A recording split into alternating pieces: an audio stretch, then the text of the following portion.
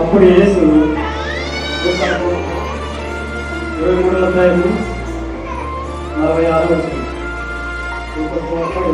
వచనం.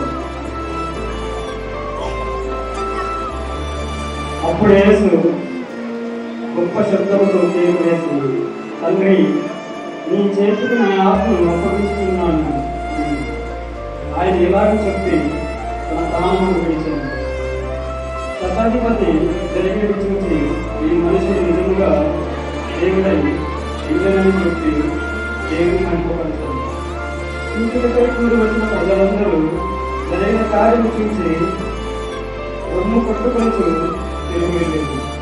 ఆయనకు నీలవారులను గడిస్తుంటే ఆయన వెంబడించిన స్త్రీలను దూరంగా నుంచి చూస్తుంది.